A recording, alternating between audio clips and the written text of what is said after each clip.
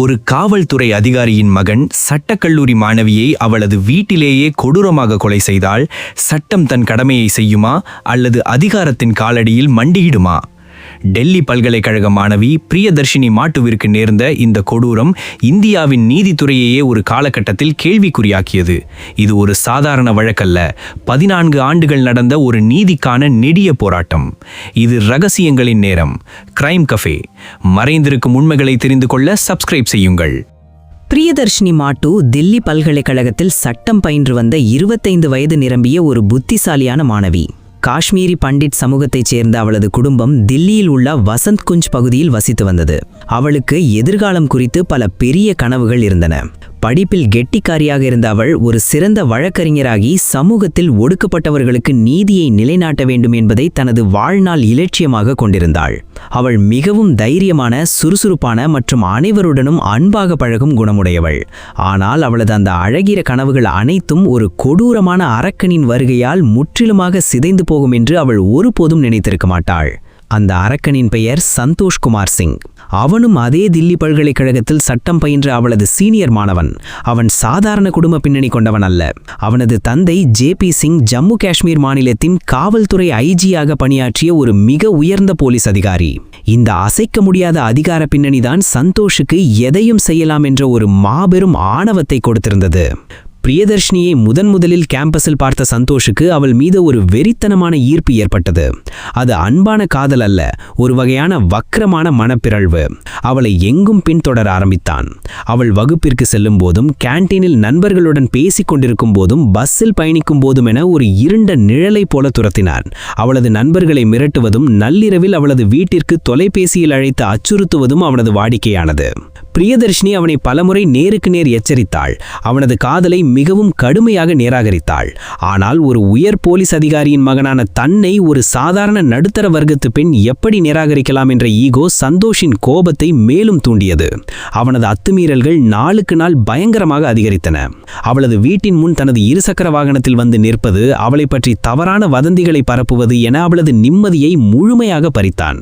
பிரியதர்ஷினி வீட்டை விட்டு வெளியே வந்தாலே பயத்தில் நடுங்கும் நிலை உருவானது. ஒரு கட்டத்திற்கு மேல் அவனது தொல்லைகளை பொறுத்து கொள்ள முடியாத பிரியதர்ஷினி தைரியத்தை வரவழைத்துக் கொண்டு காவல் நிலையத்தின் படிகளை ஏறினாள்.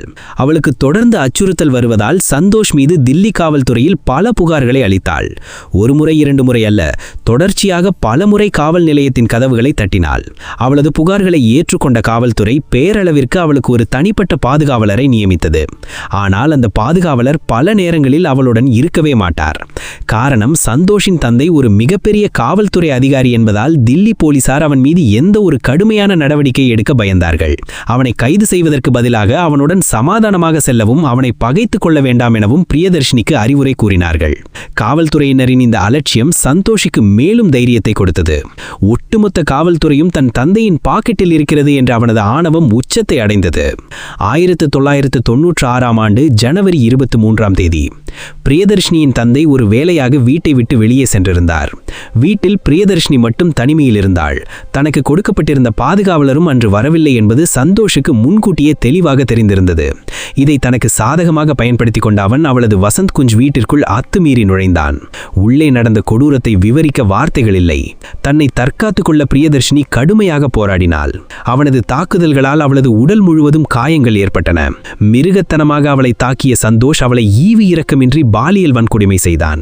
பிறகு தான் கொண்டு வந்திருந்த மோட்டார் சைக்கிள் ஹெல்மெட்டால் அவளது முகத்தில் கொடூரமாக பலமுறை அடித்தான். அவளது முகம் சிதைந்தது. இறுதியாக வீட்டில் இருந்த ஒரு மின்சார வயரால் அவளது கழுத்தை இறுக்கி கொலை செய்தான். நீதித்துறையில் ஒரு சிறந்த இடத்தை அடைய வேண்டும் என்று கனவு கொண்ட ஒரு இளம் பெண்ணின் உயிர் அவளது சொந்த வீட்டிலேயே மிகவும் கொடூர முறையில் பறிக்கப்பட்டது. பிரியதர்ஷினியின் உடல் இரத்த வெள்ளத்தில் கிடந்ததை கண்ட அவளது தந்தை கதறி அழுதார். தில்லி நகரமே இந்த கொடூர கொலையை கண்டு அதிர்ச்சியில் உறைந்தது. ஒரு காவல்துறை அதிகாரியின் மகன் இவ்வளவு பெரிய கொலையை செய்திருக்கிறான் என்ற செய்தி ஊடகங்களில் காட்டு தீ போல பரவியது. மக்கள் வீதிக்கு வந்து நீதி கேட்டு போராடத் தொடங்கினார்கள்.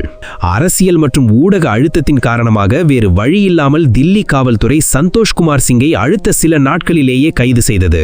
வழக்கு சிபிஐ வசம் ஒப்படைக்கப்பட்டது. ஆனால் உண்மையான போராட்டம் இப்போதுதான் தொடங்கப் போகிறது என்பது யாருக்கும் அப்போது தெரிந்திருக்கவில்லை. ஒரு சாதாரண குடும்பம் ஒட்டுமொத்த அதிகார வர்க்கத்தையும் எதிர்த்து நிற்க வேண்டிய கட்டாயம் உருவானது. சந்தோஷ் கைது செய்யப்பட்ட பிறகு நாடு முழுவதும் எழுந்த மக்களின் கொந்தளிப்பால் வழக்கு சிபிஐயிடம் ஒப்படைக்கப்பட்டது. சிபிஐ போன்ற இந்தியாவின் உச்சபட்ச புலனாய்வு அமைப்பு இந்த வழக்கில் நீதியை நிலைநாட்டும் என்று பிரியதர்ஷினியின் குடும்பம் முழுமையாக நம்பியது. ஆனால் அங்கேதான் அதிகார வர்க்கத்தின் இருண்ட முகம் தன் கோர பற்களை காட்டியது. சந்தோஷின் தந்தை ஜே.பி. சிங் காவல்துறையில் மிக உயர்ந்த பொறுப்பில் இருந்ததால் அவருடைய செல்வாக்கு சிபிஐ விசாரணைக்குள்ளும் ஊடுருவியது. தனது மகனை காப்பாற்ற அவர் தன் அதிகாரத்தை முழுமையாக பயன்படுத்தினார். காவல்துறையினரும் சில ஊழல் அதிகாரிகளும் இணைந்து தடயங்களை அழிக்கும் மாபெரும் சதித்திட்டத்தை அரங்கேற்றினார்கள். வழக்கின் மிக முக்கிய ஆதாரமாக இருந்தது சந்தோஷின் டிஎன்ஏ. பிரியதர்ஷினி வன்கொடுமை செய்யப்பட்டதற்கான டிஎன்ஏ மாதிரிகள் சேகரிக்கப்பட்டன. ஆனால் பரிசோதனைக்காக ஆய்வகத்திற்கு அனுப்பப்பட்ட அந்த மாதிரிகள் மிகவும் திட்டமிட்ட முறையில் சிதைக்கப்பட்டன.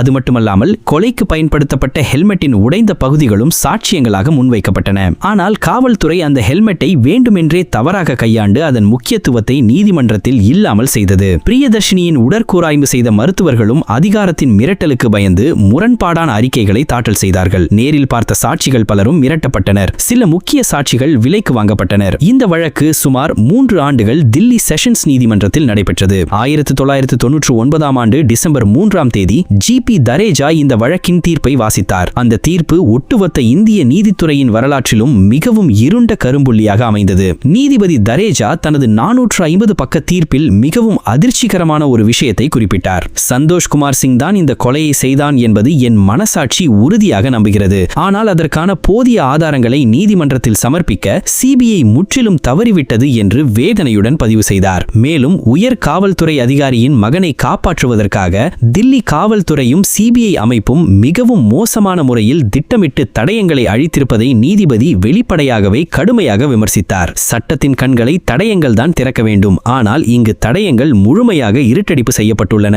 என்று கூறிய அவர், சட்ட விதிகளின்படி போதிய சாட்சிகள் இல்லாததால் வேறு வழியின்றி சந்தோஷ்குமார் சிங்கை முற்றிலுமாக விடுதலை செய்வதாக அறிவித்தார். ஒரு கொடூரமான கொலையாளி எந்த ஒரு குற்ற உணர்வும் இல்லாமல் தனது தந்தையின் அதிகார திமிரில் நீதியின் முகத்தில் சிரித்துக் கொண்டே நீதிமன்றத்தை விட்டு ஒரு சுதந்திர மனிதனாக வெளியே வந்தான். தனது மகளுக்கு நீதி கிடைக்கும் என்று பல ஆண்டுகளாக நீதிப்படிகளில் தவம் இருந்த பிரியதர்ஷினியின் தந்தை அந்த அதிர்ச்சி தீர்ப்பை கேட்டு உறைந்து போனார். ஒட்டுமொத்த தேசமும் கொதித்தெழுந்தது. சட்டம் அதிகாரத்தின் முன் மண்டியிட்டு விட்டதாக பலரும் கண்ணீர் வடித்தனர். ஆனால் பிரியதர்ஷினியின் குடும்பம் மற்றும் அவளது நண்பர்கள் இந்த அநீதியை கண்டு சும்மா இருக்க தயாரில்லை. அவர்களின் நெடிய நீதிக்கான போராட்டம் இனிமேல்தான் ஒரு மாபெரும் மக்கள் புரட்சியாக மாற காத்திருந்தது. சந்தோஷ்குமார் சிங் விடுதலை செய்யப்பட்ட செய்தி இந்திய மக்கள் மத்தியில் பெரும் அதிர்வலையை ஏற்படுத்தியது. ஆனால் காலப்போக்கில் பல வழக்குகளைப் போலவே இதுவும் மெல்ல மெல்ல மக்கள் மனதிலிருந்து மறையத் தொடங்கியது. விடுதலையான சந்தோஷ் எந்த ஒரு குற்ற உணர்வும் இன்றி தனது வாழ்க்கையை சாதாரணமாக தொடர்ந்தான். இதில் மிகவும் வேதனையான முரண்பாடு என்னவென்றால், நீதியை நிலைநாட்ட துடித்த ஒரு சட்ட கல்லூரி மாணவியை கொடூரமாக கொன்ற அவன் தில்லி உயர்நீதிமன்றத்தில் ஒரு வழக்கறிஞராகவே மாறி பணியாற்றத் தொடங்கினான். அவனுக்கு திருமணமுமாகி ஒரு குழந்தையும் பிறந்தது.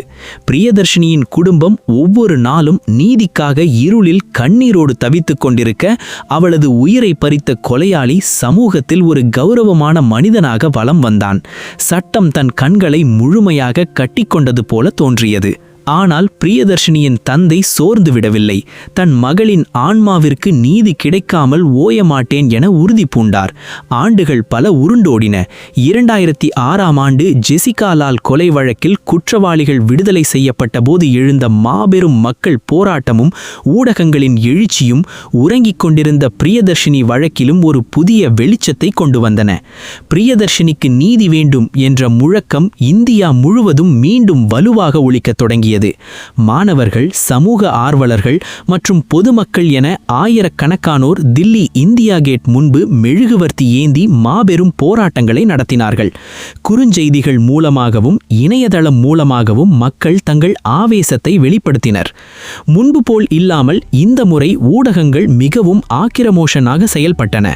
செய்தித்தாள்களிலும் தொலைக்காட்சி விவாதங்களிலும் சந்தோஷ்குமார் சிங் மற்றும் அவனை காப்பாற்றிய ஊழல் அதிகாரிகளின் முகத்திரைகள் தினம்தோறும் கிழிக்கப்பட்டன. மக்களின் இந்த மாபெரும் தொடர் கொந்தளிப்பால் இந்திய அரசாங்கத்தின் மீதும் சிபிஐ அமைப்பின் மீதும் கடுமையான அழுத்தம் உருவானது.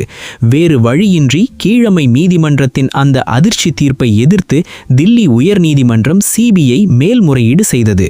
தில்லி உயர்நீதிமன்றம் இந்த வழக்கை மிகவும் தீவிரமாக எடுத்துக்கொண்டது. பல ஆண்டுகளாக அதிகாரத்தின் இரும்பு பிடிக்குள் தூங்கிக் கொண்டிருந்த நீதித்துறை இறுதியாக விழித்துக் கொண்டது. நீதிபதிகள் RS சோதி மற்றும் PK பாசின் அடங்கிய அமர்வு சிபிஐயின் மேல்முறையீட்டு மனுவை மிக துரிதமாக அன்றாடம் விசாரிக்கத் தொடங்கியது. விசாரணையின் போது கீழமை நீதிமன்றம் தவறவிட்ட அல்லது காவல்துறை அதிகாரிகளால் திட்டமிட்டு மறைக்கப்பட்ட பல முக்கிய தடயங்களை உயர்நீதிமன்றம் மீண்டும் நுணுக்கமாக ஆராய்ந்தது. குறிப்பாக சந்தோஷின் DNA அறிக்கை மற்றும் கொலை நடந்த நேரத்தில் அவன் பிரியதர்ஷினியின் வீட்டிற்கு வெளியே தனது மோட்டார் சைக்கிளில் காத்திருந்தான் என்பதற்கான நேரில் பார்த்த சாட்சிகளின் வாக்குமூலங்கள் மீண்டும் வலுவாக முன்வைக்கப்பட்டன.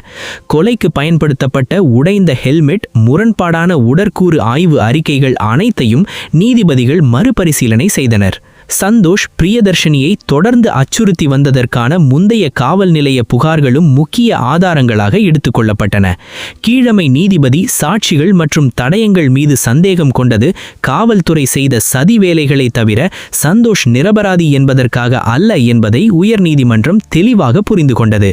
நீதிபதிகள் வழக்கில் நடந்த அதிகார வர்க்கத்தின் அப்பட்டமான தலையீட்டையும் சிபிஐயின் ஆரம்ப கட்ட அலட்சியத்தையும் வன்மையாக கண்டித்தனர். ஒரு அப்பாவி பெண்ணின் உயிரை கொடூரமாக பறித்துவிட்டு அதிகாரத்தின் பலத்தாலும் சட்டத்தின் ஓட்டைகள் வழியாக இத்தனை ஆண்டுகள் ஒரு கொலையாளி சுதந்திரமாக நடமாடியதை நீதிமன்றம் ஒருபோதும் சகிக்க தயாராக இல்லை. ஒரு செல்வாக்கு மிக்க குடும்பத்தின் வாரிசு என்பதால் மட்டும் ஒருவனை சட்டம் தப்பவிட முடியாது என்பதை நீதிபதிகள் தங்கள் விசாரணையின் மூலம் உணர்த்தினார்கள். 14 ஆண்டுகால நீண்ட நெடிய இருட்டிற்கு பிறகு பிரியதர்ஷினி மாட்டுவின் வழக்கிற்கு ஒரு விடிவு காலம் பிறப்பதற்கான நேரம் நெருங்கியது. உயர்நீதிமன்றத்தின் இறுதி தீர்ப்பு என்னவாக இருக்கும் என ஒட்டுமொத்த நாடும் மூச்சை பிடித்து கொண்டு காத்திருந்தது. 2006 ஆண்டு அக்டோபர் 17 தில்லி உயர்நீதிமன்றத்தின் நீதிபதிகள் RS சோதி மற்றும் BK பாசின் ஆகியோர் இந்தியாவே எதிர்பார்த்து காத்திருந்த அந்த வரலாற்று சிறப்புமிக்க தீர்ப்பை வழங்கினார்கள். 14 ஆண்டுகளுக்கு முன் பிரியதர்ஷினி மாட்டுவை கொடூரமாக வன்கொடுமை செய்து கொலை செய்தது சந்தோஷ்குமார் சிங் தான் என்பதை நீதிமன்றம் எந்த ஒரு சந்தேகத்திற்கும் இடமின்றி திட்டவட்டமாக உறுதி செய்தது. கீழமை நீதிமன்றம் அவனை விடுதலை செய்த தீர்ப்பு முற்றிலுமாக ரத்து செய்யப்பட்டது. அதிகார பலத்தாலும் காவல்துறையினரின் சதி வேலைகளாலும் மறைக்கப்பட்ட உண்மை இறுதியாக தர்மத்தின் வடிவில் வெளிவந்தது. அக்டோபர் 30 தண்டனை விவரங்கள் அறிவிக்கப்பட்டன. நீதிபதிகள் தங்கள் தீர்ப்பில் படித்த ஒரு வழக்கறிஞராக இருந்து கொண்டே சமூகத்திற்கு முன்னுதாரணமாக இருக்க வேண்டிய ஒருவன் இவ்வளவு கொடூரமான குற்றத்தை செய்துவிட்டு இத்தனை ஆண்டுகள் சட்டத்தின் கண்களில் மண்ணை தூவி தப்பித்திருப்பதை ஏற்றுக்கொள்ளவே முடியாது என்று ஆவேசமாக கூறினார்கள். இது மிகவும் அரிதான வழக்குகளில் ஒன்று, ரேரஸ்ட் ஆஃப் ரேர் கேசஸ் என்று கூறி குற்றவாளி சந்தோஷ்குமார் சிங்கிற்கு மரண தண்டனை விதித்து தீர்ப்பளித்தனர். 14 ஆண்டுகளாக தன்னுடைய மகளின் மரணத்திற்கு நீதி கேட்டு போராடிய அந்த முதிய தந்தையின் கண்களில் இந்த தீர்ப்பு ஆனந்த கண்ணீரை வரவழைத்தது. இந்தியா முழுவதும் மக்கள் இந்த தீர்ப்பை கொண்டாடினார்கள். ஆனால் சட்ட போராட்டம் அத்தோடு முடிவு விடவில்லை. தனக்கு விதிக்கப்பட்ட மரண தண்டனையை எதிர்த்து சந்தோஷ்குமார் சிங் உச்சநீதிமன்றத்தில் மேல்முறையீடு செய்தான். அங்கும் சில ஆண்டுகள் விசாரணை நடந்தது. இறுதியில் 2010 ஆண்டு உச்சநீதிமன்றம் தனது இறுதி தீர்ப்பை வழங்கியது. குற்றவாளி சந்தோஷ்குமார் சிங் பிரியதர்ஷினியை கொலை செய்தது உறுதி என தெரிவித்த உச்சநீதிமன்றம் அவனுக்கு விதிக்கப்பட்ட மரண தண்டனையை மட்டும் ஆயுள் தண்டனையாக குறைத்தது. அவன் கொலை செய்தபோது இளம் வயதினனாக இருந்தான் மற்றும் திருந்துவதற்கு ஒரு வாய்ப்பு வழங்கப்பட வேண்டும் என்ற காரணத்தை காட்டி அவன் தனது வாழ்நாள் முழுவதையும் சிறைக்குள்ளேயே கழிக்க வேண்டும் என உத்தரவிட்டது. இன்று வரை சந்தோஷ்குமார் சிங் தனது ஆயுள் தண்டனையை அனுபவித்து வருகிறான். பிரியதர்ஷினி மாட்டு வழக்கு இந்திய நீதித்துறையில் வெறும் ஒரு வழக்கல்ல, அது ஒரு சமூக எழுச்சியின் அடையாளம். அதிகாரமும் பணமும் இருந்தால் சட்டத்தை எப்படி வேண்டுமானாலும் வளைக்கலாம் என்று நினைத்தவர்களுக்கு மக்களின் ஒட்டுமொத்த குரல் ஒன்றிணைந்தால் எந்த ஒரு அதிகார சாம்ராஜ்யத்தையும் தகர்த்தெறிய முடியும் என்பதை உணர்த்திய வழக்கு இது. நமது அடுத்த வீடியோவில் தனது சொந்த 10 பருவ மகளையும் வீட்டு வேலையாட்களையும் மர்மமான முறையில் கொடூரமாக கொலை செய்ததாக குற்றம் சாட்டப்பட்டு இன்று வரை பல கேள்விகளை மிச்சம் வைத்துள்ள நொய்டா இரட்டை கொலை வழக்கான ஆருஷி ஹேம்ராஜ் இரட்டை மர்மம் case, Noida double murder case பற்றி பார்க்க போகிறோம். பல திருப்பங்கள் நிறைந்த நிறைந்த அந்த இருண்ட வழக்கின் பின்னணியை தெரிந்து கொள்ள தயாராக இருங்கள். பிரியதர்ஷினி மாட்டு வழக்கு நமக்கு உணர்த்தும் பாடம் என்னவென்றால், சட்டம் என்பது அனைவருக்கும் பொதுவானதாக இருக்க வேண்டும். அதிகாரத்தில் இருப்பவர்கள் சட்டத்தை தங்கள் இஷ்டப்படி வளைக்க நினைத்தால் அங்கே நீதிக்கான போராட்டம் வெறும் நீதிமன்றத்தோடு நின்றுவிடக்கூடாது, அது மக்கள் மன்றத்திலும் எதிரொலிக்க வேண்டும். 14 ஆண்டுகள் நடந்த இந்த நீதிக்கான நெடிய போராட்டம் ஜனநாயகம் உயிர்ப்போடு இருப்பதற்கான ஒரு சாட்சி. இதுபோன்ற மறைக்கப்பட்ட உணர்ச்சிகரமான உண்மை சம்பவங்களையும் கிரைம் கதைகளையும் தெரிந்து கொள்ள ரகசியங்களின் நேரம் கிரைம் கஃபே சேனலை மறக்காமல் சப்ஸ்கிரைப் செய்யுங்கள். பிரியதர்ஷினி வழக்கில் உச்சநீதிமன்றம் சந்தோஷின் மரண தண்டனையை ஆயுள் தண்டனையாக குறைத்தது சரியான தீர்ப்பு என்று நீங்கள் நினைக்கிறீர்களா? அதிகார வர்க்கத்தினர் மீது சட்டம் இன்னும் கடுமையாக இருக்க வேண்டுமா? உங்கள் கருத்துக்களை மறக்காமல் கமெண்டில் சொல்லுங்கள். இந்த வீடியோவை லைக் செய்து உங்கள் நண்பர்களுக்கும் பகிருங்கள். மீண்டும் ஒரு அதிரடி மர்மத்துடன் சந்திப்போம். மர்மங்கள் விலகட்டும்.